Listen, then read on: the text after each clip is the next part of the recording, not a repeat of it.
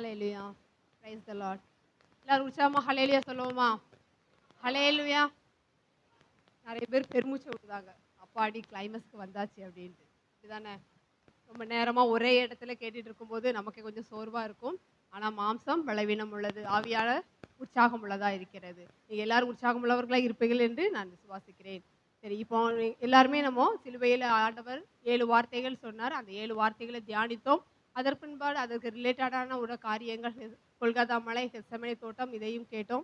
இப்போது நம்ம பார்க்க போகிற காரியம் வந்து காயங்கள். ஆண்டவர் சிலுவையில் பட்ட பாடுகளில் அவர் காயங்களை குறித்து நம்ம பார்க்க போகிறோம். முதலாவது நம்ம பார்க்க போறது மத்தேயு 27:29.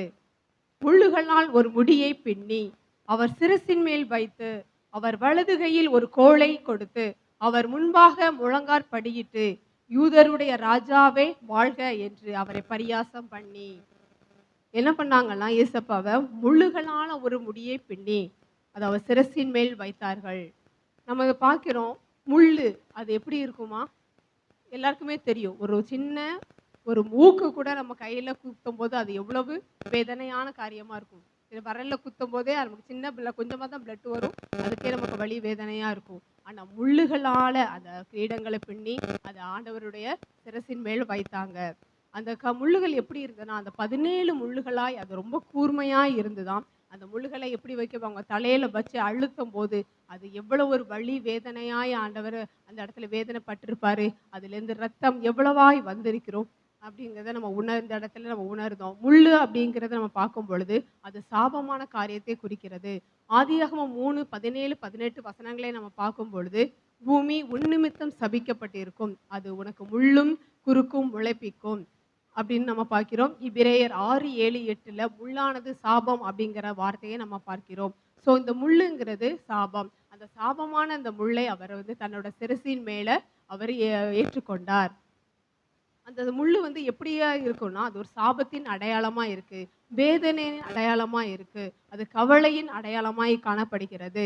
அந்த எதுக்காக ஆண்டவர் சிரசின் மேல அந்த முள்ளை ஏற்றுக்கொண்டார் அப்படின்னா, நம்மளோட வாழ்க்கையில ஒரு முள் போன்ற காரியங்கள் நிறைய காரியங்கள் காணப்படலாம். அது வந்து சாபத்தின் அடையாளமாகவும் இருக்கலாம், வேதனையின் அடையாளமாகவும் இருக்கலாம், கவலையின் அடையாளமாகவும் அந்த முள் போன்ற காரியங்கள் நம்ம வாழ்க்கையில இருக்கும். அதை எல்லாமே மாறும்படியாக அவர் தன்னோட சிரசின்ல அந்த முள்முடியை அவர் ஏற்றுக்கொண்டார். இந்த சிலுவையில அறையப்படும் போது 2 கள்ளர்களும் வந்து சிலுவையில அறையப்பட்டாங்க. ஆனா அவங்களுக்கு முள்முடி கொடுக்கப்பட்டதான்னு பார்க்கும் பொழுது கிடையாது. யாருக்கு மாத்திரம் கொடுக்கப்பட்டது? இயேசு கிறிஸ்துவுக்கு மாத்திரமே அந்த முள்முடி கொடுக்கப்பட்டது. எதுக்காக அப்படின்னா, யூதருடைய ராஜா அப்படின்னு சொல்லி அவரை பரியாசம் பண்ணும்படியாக அவரோட சிரசின் மேல அந்த முள்முடியை வைத்தாங்க. ரோமர்கள் வந்து அந்த காலத்துல வந்து தண்டனைகள் அதிக நிறைய தண்டனைகள் கொடுப்பாங்க. அதுல ஒரு தண்டனை வந்து சிலுவை மரணம். ஆனா சிலுவை மரணம்னு கொடுக்கப்பட்டது எல்லாருக்கும் முள்முடினா கிடையவே கிடையாது. முள்முடி யாருக்காக மாத்திரம் கொடுக்கப்பட்டது? இயேசு கிறிஸ்துக்கு மாத்திரம் தான் அந்த முள்முடி கொடுக்கப்பட்டது. அது எதுக்காக அப்படின்னு பார்க்கும்போது, நம்மளோட வாழ்க்கையில நான் சொன்ன மாதிரி நம்ம வாழ்க்கையில முள் போன்ற காரியங்கள் மாறும்படியாக. அதுக்கு அடுத்து நம்ம பார்க்கும்போது மத்தேயு 27:30 நம்ம பார்க்கும்போது, அவர் மேல் துப்பி அந்த கோலை எடுத்து அவரை சிரசில் அடித்தார்கள். அந்த முள் கிரீடம் வைத்தது மாத்திரமல்ல, அந்த கோலை எடுத்து என்ன பண்றாங்க? தலையில அடிக்கிறாங்க. அடிக்கும் பொழுது அந்த முள்ளானது ஆழமாய் அவர் தலைப்பகுதியில இறங்கி, ஒரு மண்டை ஓடுல இறங்கி அந்த நரம்பு பகுதியில கூட குத்தக்கூடிய அளவுக்கு அது வந்து டேமேஜ் பண்ணிச்சு. அந்த அளவுக்கு ஒரு வலி, வேதனைகள், ரத்தம் அந்த முள்ளானது அந்த உள்ள போய் அது கண் வழியா வருகிறத கூட நம்ம வந்து பேஷன் ஆஃப் கிறிஸ்ட் அப்படிங்கிற வீடியோல நம்ம பார்க்கும் பொழுது அதுல காணலாம். ஸோ அந்த அவர் தலையில வந்து அவ்வளோ தலையில் ஏற்பட்டதான காயங்கள் அப்படின்னு நம்ம பார்க்கும் பொழுது எதற்காக அப்படின்னு பார்க்கும் பொழுது, நீதிமான் சிரசின் மேல் ஆசீர்வாதம் தங்கும் என்ற வார்த்தைகளுக்காக, அதாவது இந்த காயங்கள் பட்டாரு. இந்த காயங்கள் வந்து எதற்காக நம்மளுடைய அதனால நமக்கு என்ன ஆசீர்வாதம் அப்படின்னு நம்ம பார்க்கும் பொழுது, நீதிமான் சிரசின் மேல் ஆசீர்வாதம் தங்கும் என்ற வார்த்தைக்காக அவர் வந்து முள்முடியை தன்னோட சிரசின் மேலே ஏற்றுக்கொண்டார். நம்ம ஜீவ கிரீடத்தை நம்ம பெற்றுக்கொள்ளும்படியாக அவர் முள் கிரீடத்தை தன் தலையின் மேல் அவர் ஏற்றுக்கொண்டார். சாத்தானுடைய பிளான் எப்படின்னா, தலையில வந்து ஒரு காயங்கள் அடிபடும் பொழுது அது வந்து ரொம்ப குணமாகாததாகவும், அந்த நேரத்தில் ஆண்டவர் மேல முள்ளால் முள் கிரீடம் வைக்கப்பட்டு அந்த கோலால் அடித்து அந்த காயங்கள் அவ்வளவா இருக்கும் பொழுது அன்கான்சியஸ் வரக்கூடிய நிலைமை வரும்னு சொல்லிட்டு அவன் அவன் சாத்தானோட பிளான் இருக்கலாம். அந்த தலைங்கிறது அந்த அவ்வளோ பகுதியை காயப்படுத்தி அதை ரத்தமா சிந்தி அந்த அளவுக்கு பண்ணது அது எதற்காக அப்படின்னு பார்க்கும் பொழுது அந்த ஆண்டவரோட அவரை வந்து அன்கான்சியஸ் ஆகலாம். அவர் வந்து எல்லா காரியங்களும் மறந்து போகலாம் அப்படின்னு அவன் நினைத்திருக்கலாம். ஆனால் நம் இயேசு நம்ம எப்போதும் நினைத்திருக்கிறவராகவே இருக்கிறார். கர்த்தர் நம்மை நினைத்திருக்கிறார். நம்மளை ஆசீர்வதிப்பார். நீ என் தாசன், என்னால் மறக்கப்படுவதில்லை. அவர் இந்த சூழ்நிலையிலும் அவர் சிலுவையில 7 வார்த்தைகளை அவர் இந்த வேதனையோடு அவர் எந்த காரியத்தையும் மறக்காம அவர் முள்முடி குற்றப்பட்டவராய் அந்த தலையில் அவ்வளோ வேதனை, கை கால்கள் அவ்வளோ வேதனை பாடுகளையும் அவர் ஏற்றுக்கொண்டு அந்த 7 வார்த்தைகளை அவர் பேசினார். அந்த 7 வார்த்தைங்கிறது ஒரு மேலான வார்த்தையா காணப்படுகிறது. அவர் நம்ம பைபிள்ல பார்க்கும் பொழுது அவர் நார்மல் நிலைமையில எல்லா வார்த்தைகளும் பேசியிருக்காரு. எல்லா வார்த்தைகளுமே ஜீவன் உள்ளது. ஆனா மேலான வார்த்தை என்று நான் உணர்கிறேன். ஏன்னா அது ஒரு வேதனையின் அந்த பாடுகள் மத்தியில அந்த 7 வார்த்தைகள் அவர் பேசும் பொழுது அவர் எவ்வளவு வேதனைப்பட்டு அதை பேசியிருப்பார். முடியாத ஒரு காரியம், சாத்தியமில்லாத காரியம். ஆனாலும் அவர் 7 வார்த்தைகளை அவர் நம்ம பேசினாரு. நமக்கு நார்மலா நம்ம கொஞ்சம் யோசிக்கும் பொழுது ஒரு தலைவலி வந்து நம்ம படுத்திருந்தா கூட நம்ம ஒரு பிள்ளைங்க வந்து நம்ம டிஸ்டர்ப் பண்ணா கூட நம்ம அந்த பிள்ளைங்கிட்ட அன்பா பேச மாட்டோம். டக்குன்னு என்ன பேசுவோம், நான் தலைவலின்னு படுத்திருக்கேன் வந்து என்ன டிஸ்டர்ப் பண்றேன்னு ஏசி அடிச்சு நம்ம கோவப்பட்டுருவோம். ஆனா ஆண்டவர் வந்து அந்த சிலுவையில ஆண்டு நம்ம திங்க் பண்ணும்போது அவ்வளோ வேதனையில அவர் வந்து அவ்வளோ பொறுமையா அந்த 7 சத்தியங்களையும் அழகாய ஆழ்ந்த சத்தியங்களும் ஆவிக்குரிய அர்த்தங்களோடு அவர் சொன்னாரு. அதே மாதிரி நமக்கு ஒரு முள்ளு குத்துனாவோ எது ஒரு வலி வேதனையா இருக்கும்போது நம்ம யார்கிட்டயாவது சிரிச்சு பேசுவோமா, இல்லை நார்மலா பேசுவோமா, ஐயோ எனக்கே முடியல, நானே கையில அடிபட்டிருக்கு, இல்லாட்டா நம்ம சமையல் பண்ணும்போது கத்தியானது வரலப்பட்டு ரத்தம் வந்துட்டுனா கூட இந்த ரத்த வந்ததோட நம்ம யார்கிட்டயாவது பேசுவோமா, மாட்டோம். நமக்கே ஒரு டென்ஷன் ஆயிரும். நமக்கு ஐயோ இப்படி வந்துட்டு ஒரு பரபரப்பா இருக்கும். யார்ட்டையும் நம்ம முகம் கொடுத்து கூட பேச மாட்டோம். ஆனாலும் ஆண்டவர் அந்த வேதனை மத்தியில 7 வார்த்தைகளை அழகாய் நமக்காக நம்ம பேசினார். நம்ம உயிர்த்தெழும்படியாக நம்ம பேசினார். முகங்களை நம்ம பார்க்கும் அந்த தலையில முள்கிரீடம், அப்புறம் தலையில காயங்கள் பட்டது. அந்த முகங்கள் எப்படி காணப்பட்டது அப்படின்னா, அவரோட ஏசாயா 52:14 அவருடைய முகமும் ரூபமும் அந்த கேடு அடைந்தது என்று பார்க்கிறோம். மீகா 5:1 பார்க்கும்போது இஸ்ரவேலுடைய நியாயாதிபதியை கோலினால் கன்னத்திலே அடிப்பார்கள். அவர் இந்த அளவுக்கு அவர் முகம் எப்படி இருந்தது, அவர் முகம் வந்து அந்த கேடு அடைந்ததாய் காணப்பட்டது. ஏசாயா 50:6 அதில் பார்க்கும் பொழுது அவன் அடிக்கிறவர்களுக்கு என் முதுகையும் தாடை மயிரையும் பிடுங்கிறவர்களுக்கு என் தாடைகளையும் ஒப்புக் கொடுத்தார். அவமானத்துக்கும் உமிழ்நீருக்கும் என் முகத்தை மறைக்கவில்லை. எப்படி செஞ்சாங்களாம், அவர்கள் மேல் துப்பி ஆண்டவர் மேல என்ன பண்ணாங்க, துப்புனாங்க. அந்த கோலை எடுத்து சிரசில அடித்தாங்க, கன்னத்துல அரைஞ்சாங்க. இந்த மாதிரி அவமானங்கள் எல்லாவற்றையும் சகித்தார். எதற்காக? நாம் எந்த அவமானங்களும் நம்ம படாதபடி நம்ம வந்து என்ன பண்ணும்படியாக நம்ம தலை நிமிர்ந்திருக்கும்படியாக அவர் வந்து இவ்வளவு அவமானங்களையும் நமக்காக அவர் சகித்தார். ஏசாயா 53:1-4 நம்ம வாசிக்கும் போது அழகும் இல்லை, சௌந்தரியம் இல்லை, விரும்பத்தக்க ரூபம் இல்லை. அவர் அசட்டை பண்ணப்பட்டவராய் காணப்பட்டார், புறக்கணிக்கப்பட்டவராய் காணப்பட்டார். உன்னத பாட்டுல நம்ம பார்க்கும் பொழுது ஆண்டவரோட முகங்கள் அவ்வளோ ஒரு வர்ணிக்கப்பட்டதாய் புகழப்பட்டதாய் காணப்படுது.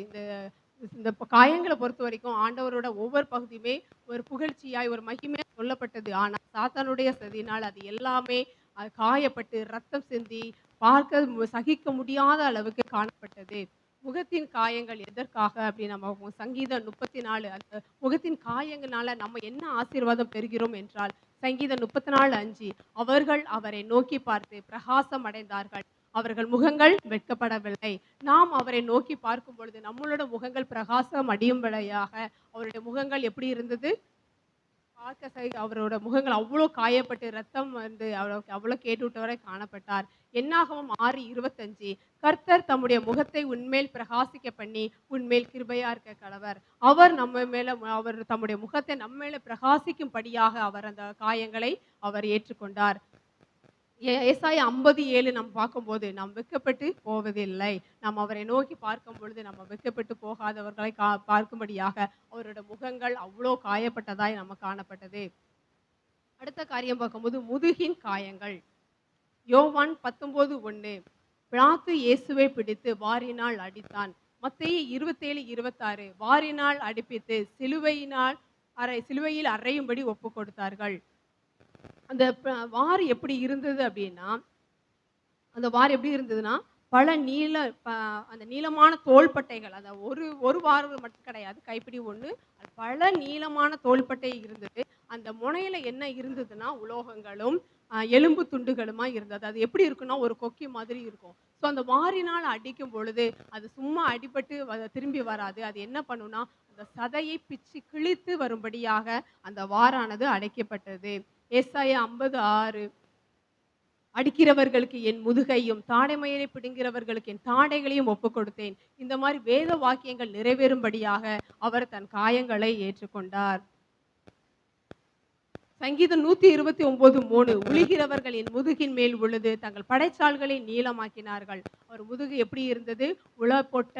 உளப்பட்ட நிலம் போல அப்படி அந்த அளவுக்கு ஒரு காயம் நிறைந்ததாய் காணப்பட்டது. அவர்களுக்கு அடி இயேசு எத்தனை அடி அடிச்சாங்களாம்? ஆக்சுவலி உபாகமம் 25:2ல அதுல சொல்லப்பட்ட காரியத்தின்படி, கணக்கின்படி அந்த நியாயப்பிரமாணத்தின் அடிகள் எத்தனவா? 40. ஆனா 40 அடி அடிக்க மாட்டாங்க. 39 அடி தான் அவங்க எப்ப அடிச்சுருவாங்க. அதோட லிமிட்ன்னு சொல்லிட்டு. ஆனா இவருக்கு அடிக்கப்பட்டது அதையும் தாண்டி அதிகமான அடிகளா வாரினால அவர் அடிக்கப்பட்டு காயப்பட்டார். எதற்காக அப்படின்னா, கிடைக்கும் ஆசீர்வாதங்கள் நம்ம பார்க்கும் பொழுது, நம்ம வருத்தப்பட்டு பாரம் சுமக்கிறவர்களே, நம்ம எல்லாருக்கும் அவரை இளைப்பாறுதல் அடையும்படியாக, நம்ம நம்ம நம்மளோட வாழ்க்கையில நம்ம நெறைய பாரங்கள் நம்மள அழுத்தலாம். நெறைய பாரங்கள் நம்ம அழுத்தும்போது நம்ம எப்படி இருப்போம் அப்படின்னா, நம்ம நிமிர்ந்து நிற்க முடியுமா? பல கவலைகள் நம்ம பாரங்கள் நம்மளுக்கு அழுத்தும் பொழுது நம்மளால நிமிர்ந்து நிற்க முடியுமா? முடியாது. நம்ம எப்படி இருப்போம்? ஒரு கூனி குறுகி அந்த மாரி தான் இருப்போம். ஸோ நம்ம எல்லாமே நிமிர்ந்து நிற்கும்படியாக அவர் முதுகிலே அவ்வளோ காயங்கள் நமக்காக பட்டார். அந்த காயங்கள் அவர் நம்மளோட பாரங்களை நீக்கும்படியாக, நமக்கு இளைப்பாறுதல் தரும்படியாக, நம்முடைய நுகத்தடிகளை நீக்கும்படியாக அவர் தன்னோட முதுகலை அவ்வளோ காயங்களை ஏற்றுக்கொண்டார். மார்பின் காயங்களை நம்ம பார்க்கும் பொழுது, நம்மை மார்போடு அணைத்துக் கொள்ளும்படியாக, நாம் மார்பில் அவரோடு சாய்ந்து கொள்ளும்படியாக, அவர் மார்பிலே அநேக காயங்களை அவர் ஏற்றுக்கொண்டார். காயங்களோட எண்ணிக்கையை நம்ம பார்க்கும் பொழுது, இயேசுப்பட்ட காயங்கள் 5480 காயங்கள் அப்படின்னு சொல்லிட்டு அவர் சொல்லப்படுகிறது. கை கால்ல உள்ள காயங்களை பற்றி நம்ம பார்க்க போறோம். சங்கீதம் 22:16 என் கைகளையும் என் கால்களையும் உருவ குத்தினார்கள். எப்படி ஆணியினால இயேசு எப்படிப்பட்டார்? 2 கைகளும் 2 கால்களையும் அந்த ஆணியினால அடிக்கப்பட்டார். அந்த ஆணியோட நீளம் வந்து எப்படி இருந்ததாம்? 8 அங்குலம். அகலம் வந்து ஒரு 3/4 அந்த 3/4 இன்ச் அந்த அளவுக்கு அங்குலம் காணப்பட்டது. அவ்வளோ ஒரு பெரிதான ஒரு ஆணிகளால அவரோட கை கால்கள் கடவாப்பட்டது. இயேசுவோட கரம் வந்து எப்படியா இருந்தது நமக்குன்னா, அது சுகத்தை தருகிறது. இயேசு தன்னோட கரங்களினால குஷ்டரோகிகளை குணப்படுத்தினார். எவ்வளவோ அற்புதங்களை அவர் செய்கிறார். குஷ்டரோகிகளை தொட்டு அவர் சுகமாக்கினார். தேவைகளை சந்திக்கும்படியாக அவரோட கரம் காணப்பட்டது. 5 அப்பம் 2 மீனை அவர் ஆசீர்வதித்து அந்த ஜனங்களுக்கு ஆகாரம் கொடுத்து தேவைகளை சந்தித்தார். ஆசீர்வாதம் தருகிற கரமாய் காணப்பட்டது. சிறு பிள்ளைகள் என்னிடத்தில் வருவதற்கு இடம் கொள்ளுங்கன்னு சொல்லிட்டு அந்த சிறு பிள்ளைகளை அவர் ஆசீர்வதித்து அந்த கரத்தினால் ஆசீர்வதித்தார். இக்கட்டான சூழ்நிலையிலிருந்து நமக்கு உதவி செய்கிறார். பேதுரு வந்து கடல் அலையில் அவர் மூழ்கி போகும் பொழுது தேவனுடைய கரமானது தூக்கி விடப்பட்டதாய் காணப்படுகிறது. அதுபோக என் உள்ளங்கையில் உன்னை வரைந்திருக்கிறேன் என்று ஆண்டவர் சொல்றார். ஸோ இந்த காரியங்கள்லாம் இருக்கு. இதற்காக சாத்தானோட இது எல்லாமே மகிமையும் புகழ்ச்சியுமான காரியங்கள். ஆனால் சாத்தானோட பிளான் வந்து அவரை கொடூரப்படுத்தும்படியாக, அவரை கஷ்டப்படுத்தும்படியாக அவரோட கரங்களில் ஆணிகள் தொலாவப்பட்டது. எரேமியா 17:1 பார்க்கும் பொழுது, யூதாவின் பாவம் இரும்பெழுத்து ஆணியினாலும் வைரத்தின் நுனியினாலும் எழுதப்பட்டு அப்படிங்கிற வார்த்தையை நம்ம பார்க்கிறோம். ஸோ பாவங்கள் எப்படி இருக்குன்னா, இருதயத்தில் மாத்திரம் இல்லை, அந்த பலிபீடத்திலும் எழுதப்பட்டதாய் இருக்குன்னு சொல்லி எரேமியா 17:1 நம்ம பார்க்க போகிறோம். இது எல்லாவற்றையும் நீக்கும்படியாக கொலைசெய்ய 2:14 நம்ம வசனங்களை வாசிக்கும் பொழுது, நமக்கு எதிரடையாகவும் கட்டளைகளால் நமக்கு விரோதமாகவும் இருந்த கையெழுத்தை குலைத்து அதை நடுவில் இராதபடிக்கு எடுத்து சிலுவின் மேல் ஆணி அடித்து இவ்வளவு என்ன பண்ணாரு? சிலுவையில் மேல் வெற்றி சிறந்தார்னு சொல்லி இந்த வசனத்தை நம்ம பார்க்கிறோம். நமக்கு எதிரடையா இருந்த கட்டளைகள், நமக்கு விரோதமா இருந்த கையெழுத்து எல்லாவற்றையும் ஆண்டவரை குலைக்கும்படியாக அவர் என்ன பண்ணாரு? அதை நடுவில் இராதபடிக்கு எடுத்து சிலுவையின் மேல் ஆணி அடித்து அதை நமக்காக என்ன பண்ணார்? சிலுவையில வெற்றி சிறந்தவராக காணப்பட்டார். அந்த காயங்கள் சிலுவையில வெற்றியாக நமக்கு காணப்பட்டது. நமக்கு உண்டான ஆசீர்வாதம் என்ன? நாம் அந்த நம்மளோட கையின் பிரயாசம் ஆசீர்வதிக்கும்படியாக, நம்ம கையிட்டு செய்கிற எல்லா காரியங்களும் ஆசீர்வாதம் பெறும்படியாக, நாம் நன்மை செய்யும்படியாக, நற்கிரியைகள் செய்யும்படியாக, நாம் கரங்களை உயர்த்தி ஆண்டவரை ஆராதிக்கும்படியாக, அநேகருக்கு உதவி செய்யும்படியாக, நம்மளோட கரங்கள் ஆசீர்வதிக்கும்படியாக, அவரோட கரங்களை, அவர் ஆணிகளை அவர் ஏற்றுக்கொண்டார். கால் காயம் அப்படின்னு நம்ம பார்க்கும் பொழுது, ஏசாயா 66:1 வானம் எனக்கு சிங்காசனம், பூமி எனக்கு பாதப்படி என்று சொல்லப்பட்டிருக்கிறது. ஏசாயா 52:7 நம்ம பார்க்கும் பொழுது, சுவிசேஷனுடைய பாதங்கள் மலைகளின் மேல் எவ்வளவு அழகாயிருக்கின்றன. இயேசு நன்மை சுவிசேஷனுடைய பாதங்கள் மலைகள் மேல் எவ்வளவு அழகாயிருக்கின்றன என்ற வசனங்களை நாம் பார்க்கிறோம். இந்த கால்கள் ஆணிகள் நம்ம பார்க்கும் பொழுது, ஆண்டவர் வந்து இவ்வளவு அருமையா, இவ்வளவு மேன்மையா சொல்லப்பட்ட அந்த பாதங்கள்ல அந்த ஆணிகள் அவரை ஆணிகளை ஏற்றுக்கொண்டார். சகலத்தையும் அவருடைய பாதங்களுக்கு கீழ்ப்படுத்தினார் என்ற வார்த்தைக்காகவும் அவர் ஆணிகள் வந்து அவரோட கால்களில் துலாவப்பட்டது. இதனால கிடைக்கும் ஆசீர்வாதங்கள் என்ன அப்படின்னு நாம் பார்க்கும் பொழுது, ஆதியாகமம் இது வார்த்தைகள் நிறைவேறுவது ஆதியாகமம் 3:15 சாத்தானுடைய தலை வந்து நசுக்கப்பட்டதாய், அவர் உன் தலையை நசுக்குவார் என்ற வார்த்தைகள் நிறைவேறும்படியாக ஆண்டவர் தன்னோட கால்களை ஆணிகளை ஏற்றுக்கொண்டார். லூக்கா 19:19 லூக்கா 10:19 பார்க்கும் பொழுது, அதை மட்டும் யாராவது வாசிங்க. லூக்கா 10:19.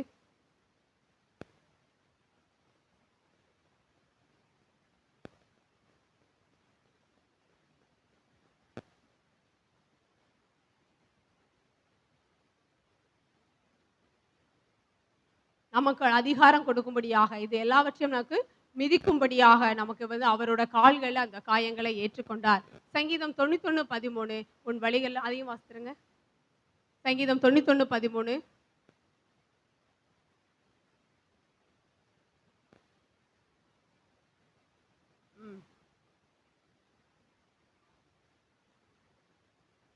பாலசிங்கத்தையும் வலுசெருப்பத்தையும் மிதித்தும் போடும்படியாக, அது அதிகாரத்தை நமக்கு தரும்படியாக அவர் கால்களில் அந்த காயங்களை ஏற்றுக்கொண்டார். அந்த காயங்களை ஏற்றுக்கொண்டதால் நமக்கு கிடைக்கும் ஆசீர்வாதங்கள் அதிகாரம்.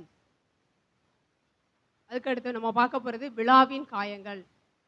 யோவான் 19:34 போர் சேவகரில் ஒருவன் ஈட்டியினாலே அவருடைய விழாவில் குத்தினான், உடனே இரத்தமும் தண்ணீரும் புறப்பட்டது. இயேசு காயங்கள் வந்து எல்லாமே நமக்கு ஆசீர்வாதமா இருந்தது. எல்லா காரியங்களும் அவருக்கு எல்லா தலைகள், கரங்கள், முகங்கள் எல்லாமே மகிமைய புகழ்ச்சியா சொல்லப்பட்டது. அது அவ அலங்கோலமாய் ஆக்கினது குடும்பம். அதன் மூலமா நமக்கு அநேக ஆசீர்வாதங்கள் உண்டு. விழாவில் உள்ள காயங்கள், இதுதான் ஹைலைட்டான விஷயம். விழாவில் உள்ள காயங்கள் எதற்கு அப்படின்னு நம்ம பார்க்கும் பொழுது, இதுதான் வந்து கடைசி சொட்டு. இயேசு வந்து மரித்து விட்டாரா அப்படின்னு சொல்லி செக் பண்றதுக்கு அந்த கள்ளர்களை வந்து என்ன பண்றாங்க அப்படின்னா, அவங்களுடைய முட்டு எலும்புகளை உடைத்து அவர் இறந்துட்டாங்க அப்படின்னு பார்க்குறாங்க. ஆனால் ஆண்டவரோட எலும்புகள் ஒன்றும் முறிக்கப்படவில்லை. இவர் என்ன பண்ணுறாங்கன்னா, விழாவிலோட குத்தப்பட்டு போர் சேவகரில் ஒருவன் ஈட்டினாலே அவருடைய விழாவில் குத்தினான், உடனே இரத்தமும் தண்ணீரும் புறப்பட்டது. இதுதான் கடைசி சொட்டு ரத்தம். சபையோட அடிக்கல் இதுதான். எதற்காக விழாவில் அப்படின்னு பார்க்கும் பொழுது, ஆதியாகமம் 2:21 நம்ம பார்க்கும் பொழுது, ஆதாமோட விழாவில் இருந்தா யார் உருவாக்கப்பட்டா? ஏவாள் உருவாக்கப்பட்டா. ஏவாள் என்ன செய்தா? கீழ்ப்படியாமையின் பாவம் செய்தாள். அந்த விழாவிலிருந்து உருவாக்கப்பட்டதுனால இயேசு தன்னுடைய விழாவில அவர் காயங்களை ஏற்றுக்கொண்டார். சபை அந்த மனைவி வந்து ஆதாமுக்கு மனைவி ஏவாள். அந்த மனைவி வந்து புதிய ஏற்பாட்டில் எதற்காக ஒப்பிடப்பட்டிருக்குன்னா, சபைக்கு ஒப்பாக ஒப்பிடப்பட்டிருக்குது. இதுதான் அந்த விழாவில் அவர் குத்தப்பட்ட அந்த ரத்தம், அந்த கடைசி சொட்டு ரத்தம் வந்து சபையின் அடிக்கல்லாக காணப்படுகிறது. அந்த மனைவி சபைக்கு ஒப்பாக காணப்படுகிறது.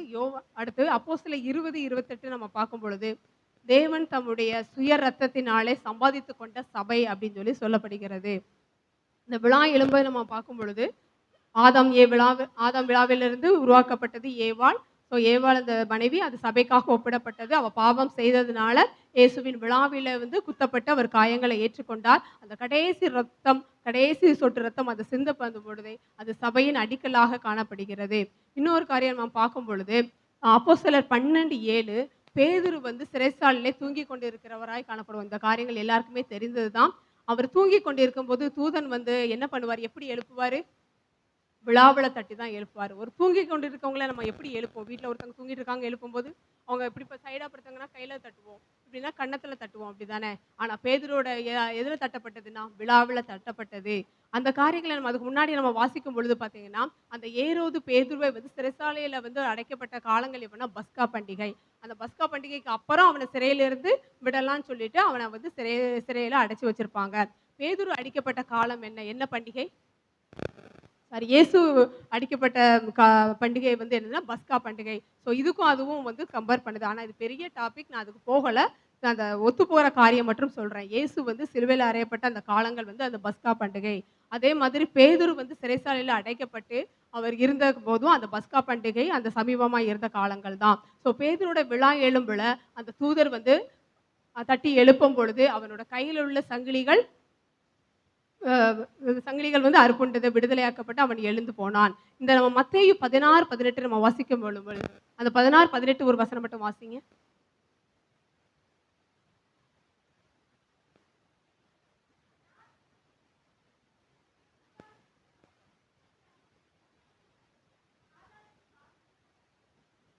இந்த கல்லின் மேல் என் சபையை கட்டுவேன். இயேசுவின் இந்த கல்லின் மேல் என் சபையை கட்டுவேன். பாதாளத்தின் வாசல்கள் அதை மேற்கொள்ளுவதில்லை. இந்த வசனம் பார்த்தீங்கன்னா, ஒரு அருமையான வசனம். பேதுருவாய் இருக்கிறாய். பேதுருவு விழாவில தட்டி எழுப்புனது. இந்த 3 காரியங்களும் ஒரு ஒத்துப்போகிற காரியமாய் காணப்படும். நம்ம இயேசுவோட காயங்கள நம்ம வந்து நம்ம சிலுவையோட தியானங்கள், இயேசுவோட பாடுகள், காயங்கள நம்ம அனுதினமும் வந்து நம்ம வந்து தியானிக்கணும். ஏன்னா, நம்மளுக்கு இயேசு வந்து தலையிலிருந்து பாதம் வரைக்கும் அவ்ளோ காயங்கள் பட்டார். அவ்ளோ இரத்தங்கள் சிந்தப்பட்டது. எதற்காக? நமக்காக. ஏசாயா 53:5 நம்முடைய மீறுதல் நிமித்தம் அவர் காயப்பட்டு, நம்முடைய அக்கிரங்கள் நிமித்தம் அவர் நொறுக்கப்பட்டார். சமாதானத்தை உண்டு பண்ணும் ஆக்கினை அவர் மேல் வந்தது. அவருடைய தழும்புகளால் குணமாகிறோம். அவருடைய தழும்புகளால் தான் நம்ம குணமாகிறோம். நமக்கு ஒருவேளை வியாதிப்பட்டிருக்கலாம், பலவீனங்கள் இருக்கலாம். நம்ம எதால குணமாகுவோம்னா, இயேசுவின் தழும்புகளால குணமாகுவோம். முதலாவது நம்ம பலவீனப்பட்டு போனால், நமக்கு ஏதாவது வியாதிகள் வந்தால் முதலாவது ஆண்டவரிடத்தில் ஜெபித்து நம்ம அவரோட இந்த வசனத்தை வைத்து நம்ம ஜெபிப்போம். அவருடைய தழும்புகளால் குணமாகிறோம் என்ற வார்த்தையின்படி நம்ம ஜெபித்து விசுவாசத்தோடு ஜெபித்து நம்ம அந்த வியாதி பலவீனங்களிலிருந்து விடுதலை பெறுவோம். ஏன்னா இயேசு அதற்காக தான் காயங்கள் பட்டார், பாடுகள் பட்டார். நம்ம இந்த மறந்துட்டு உடனே நம்ம வியாதி பலவீனம் பட்டா மருத்துவரிடம் தான் போகிறோம். ஹாஸ்பிட்டல் போகக்கூடாது, மருந்து எடுக்கக்கூடாது நான் சொல்லல. முதலாவது என்ன பண்ணுங்க, ஆண்டவர்கிட்ட விசுவாசத்தோடு ஜெபம் பண்ணுங்க. அவர் நிச்சயம் உங்களுக்கு விடுதலை தருவார். நம்ம ப நம்ம பா நம்மளுக்கு பலவீனங்கள் ஒவ்வொரு பகுதியில வரும்போது, அந்தந்த பகுதிகள வச்சு நம்ம ஜெபம் பண்ணலாம். தலைப்பகுதியில ஒரு பலவீனமா, கண் பகுதியில ஒரு பலவீனமா, கைகள்ல, வயிறுல, கால்கள்ல இந்த மாரி பலவீனம் வரும்போது, ஆண்டவரோட பகுதிகள் ஆண்டவர் சரீரத்தில் பிக்கப்பட்ட அந்த ஒவ்வொரு பகுதிகளையும் வைத்து நம்ம ஜெபம் பொழுது, ஆண்டவரே என் தலையில இந்த மாரி தலைவலியா இருக்குது. எனக்கு ரொம்ப நீண்ட நாள் தலைவலியா இருக்கு. எனக்கு அது போக மாட்டுக்கு. நீர் உமது தலையில சிரசில் முள்கிரீடம் வைக்கப்பட்ட அந்த இரத்தத்தின் மூலம் நான் ஆண்டவரே அந்த குணமாக்கும் சொல்லி, ஒவ்வொரு பார்ட்ஸ்லயும் அந்த நமக்கு விடுதலை இருக்கா. அந்தந்த பகுதியில் உள்ள ரத்தத்தை வச்சு நீங்க ஜெபம் பண்ணா ஆண்டவர் நிச்சயம் விடுதலை தருவார். ரீசெண்டாக நான் ஒரு காரியங்கள் வாசித்தேன். மட்டன், ஆட்டுக்கறி எல்லாருமே சாப்பிடுவோம். அந்த ஆடோட பார்ட்ஸ் ஒவ்வொன்றுமே ஒவ்வொரு அ அ பலன் அது எல்லாமே நல்ல சத்து தான். ஆனா நான் அது வாசிக்கும் பொழுது ஆடோட மூளை வந்து நம்ம சாப்பிடும் பொழுது நமக்கு அது நினைவாற்றல் தருகிறதாம். ஆடோட எலும்ப நம்ம சாப்பிடும் பொழுது நமக்கு வந்து எலும்பு பிரச்சனை, அந்த கபம், சளி அதெல்லாம் நீங்குதாம். ஆடோட கல்லீரல், மண்ணீரல்லாம் சாப்பிடும்போது அது நமக்கு உண்டான அந்த பார்ட்ஸ வந்து பலப்படுத்துது. ரத்தத்தோட ஹெச்பிய வந்து அதிகப்படுத்துன்னு சொல்லி ஆட்டோட ஒவ்வொரு பகுதியுமே சத்துள்ளதா இருக்கு. நம்ம அத மாரி நம்ம அந்த மாரி மட்டன் சாப்பிடுதோம். அதுமாரி நம்ம இயேசு எப்படி அடிக்கப்பட்டார்? அவர் பாவங்களை ஏற்றுக்கொண்டு ஒரு ஆட்டுக்குட்டியாக அவர் பலியானார். அப்படிதானே? ஒரு ஆட்டுக்குட்டியாக அவர் நமக்காக பலியிடும் பொழுது, அவர் அந்த பார்ட்ஸ வச்சு அந்த ரத்தத்த வச்சு நம்ம ஜெபம் பொழுது, கர்த்தர் நமக்கு அந்த விடுதலை தருவார். தேவன் தாமே இந்த வார்த்தையை ஆசீர்வதிப்பாராக.